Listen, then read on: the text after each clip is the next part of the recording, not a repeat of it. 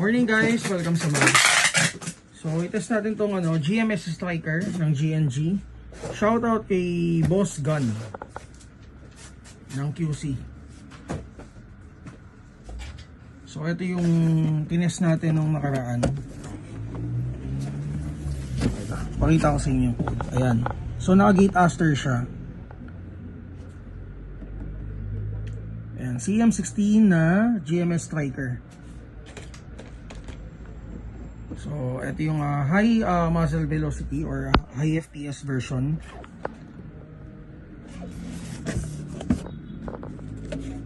So, thank you kay Bossing. Test natin yung unit.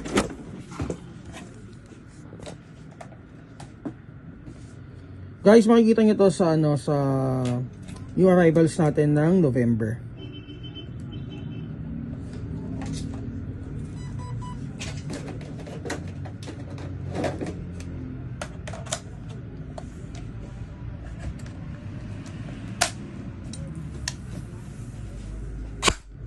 $401, $393, $391, auto.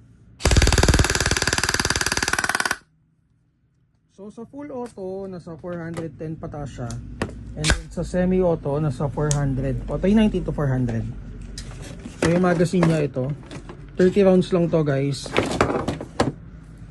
And yung unit, ayan. So nilagyan namin siya ng Aeronox grip at saka T2.